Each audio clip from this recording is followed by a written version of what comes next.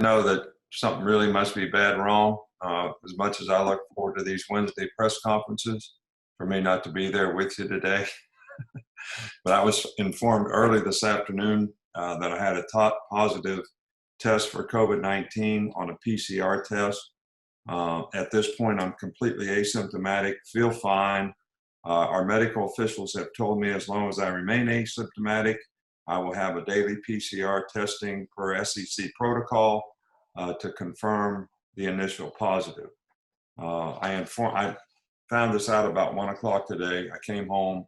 I informed our team by Zoom. I watched practice today. I talked to the team after practice today, all by Zoom. I actually could speak with a manager if there was anything that I thought was not going correctly. So we're still doing everything possible to get ready for the Georgia game, preparing our team. I'll have normal meetings tomorrow. Everything will be on Zoom. We'll continue to do this. You know, Sark's kind of filling in my absence for anything that needs coordinated in the office. But we're going to do everything we can to help our team, you know, get ready to play. And, you know, the players today, it's our goal that they play their best and be at their best for the game. And we're going to continue to try to do this. And, you know, we've had a lot of challenges this year. Our guys have shown great maturity in how they've handled all those challenges. So I'm sure they'll handle this in a very positive way as well. Okay. We will start you off with Cecil Hurt. Cecil, go ahead. Coach, two-part real quick. First was, did you find out through the routine daily testing that you're doing, did you feel any different and ask for a test, or was it the routine testing? No, this was routine every day. We test our players every day. I get tested every day. I feel fine. I felt fine. I was very surprised, you know, by this. So, and we got the results back at 1 o'clock today. And also in the light of this and Lane Kiffin saying that Ole Miss was dealing with certain issues, have you, in the player daily testing, have you noticed, has there been a noticeable difference in positives or any change or any indication of a spike? No, we haven't had any indications of that at all with any player. Thank you, Coach. We'll go to Michael Casagrande. Yeah, just wondering, did you guys have a succession plan in place in case something like this were to happen? And how much autonomy will Steve have in making decisions? Could you ask that again? Yeah.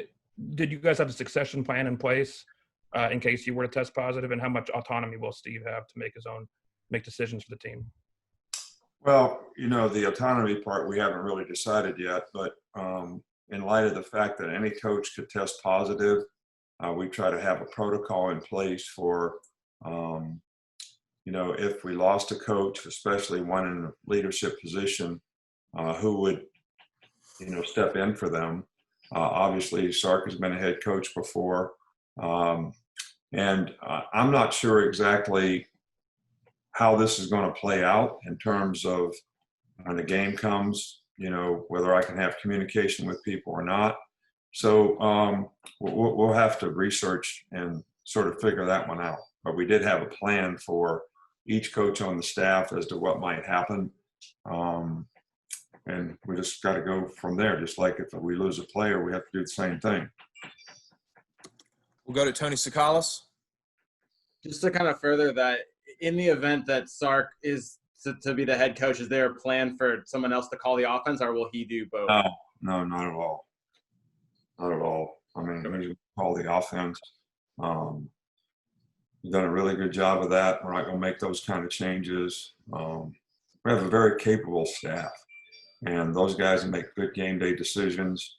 I just kind of monitor what they do and make sure we're staying, you know, on the rails. And I think we can get that done, even if I'm not available, which is, you know, not for certain, I hope, but it is what it is. We'll go to Brett Hudson with the Tuscaloosa News. Hey, Coach, do you have a handle on how limited you'll be in the game planning process while you're remote outside of game day? Like how much you may not. I can do absolutely everything here that I do there. I'll have the same exact routine. You know, the first thing I do on Thursday morning is watch the defensive practice with the defense. Then we do 2-minute and 2-point plays. Then I watch what we did against each other with the offense. Then I watch the offensive practice. Then I watch special teams. Then I usually do a little write-up for 2-minute and 2-point plays for the team.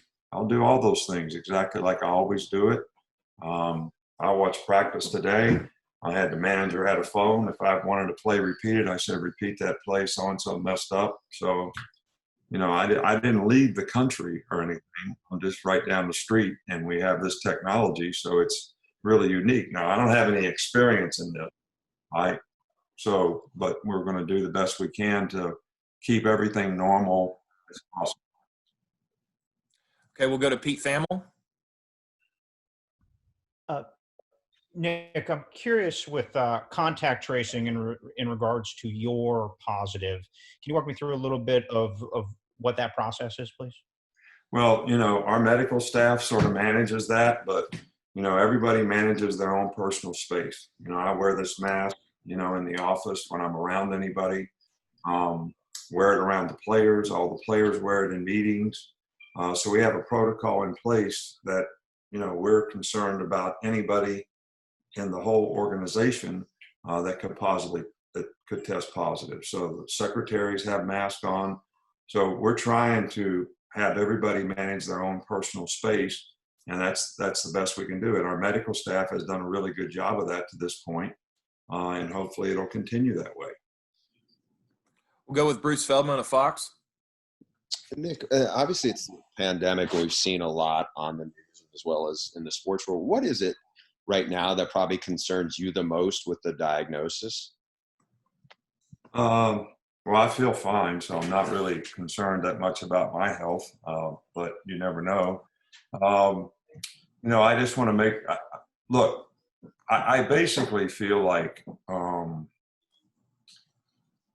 know, when we're in our own personal bubble here, I think everybody's in a much safer place. I think as soon as you travel, you get exposed to a lot more things and a lot more people, if that makes any sense. Even though I've worn a mask on the sidelines, I wear a mask all the time, in the hotel, on the bus, in the plane. So nobody really knows, you know, how this occurs. But I know that our medical staff has done a really good job. And the number one thing that I would be concerned about is, you know, can the players still go out, focus on the game, play the game? It's a big game for them. Our goal as coaches is always to get them in the best position they can be in to be able to have success. And we need to try to continue to do that. And that would be, you know, the greatest concern that I have. Not that, you know, I haven't blocked anybody or tackled anybody, caught any passes, thrown any passes in a game for long time. So it's still going to be up to how the players execute, and it's still going to be up to us to try to get them in the best position to do that. Okay, we've got time for a couple more. We'll go to Jared Oliver.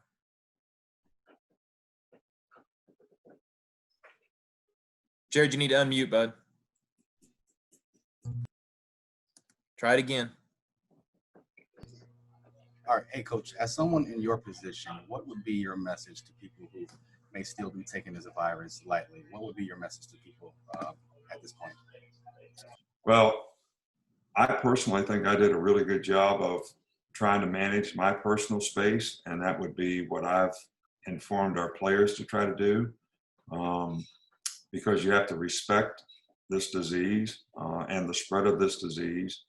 So I guess my message would be, you know, adhere to protocol of what people are informing us to do. Wash our hands, wear a mask, social distance, all those things I think are important. You know, I always tell our players, just assume that everyone that you come in contact with might be infected, and you might be infected and not know it and actually, you know, bring harm to them. So I have a big concern for my own personal family, because that's about the only people I've been around other than, you know, the coaches and the players. I mean, I'm pretty isolated in terms of what I do. So I'm just hopeful that, none of them have an issue or a problem because of this. Okay, unless we have any more, we will wrap up with Steven.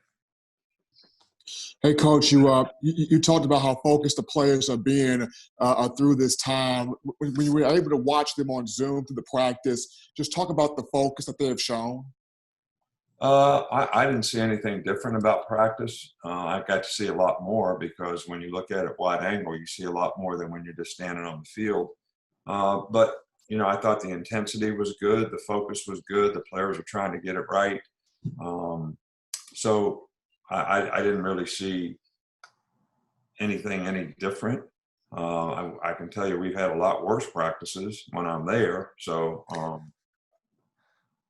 maybe it was a good thing that I wasn't there. All right, Coach. Thank you for your time. All right. Thanks, guys.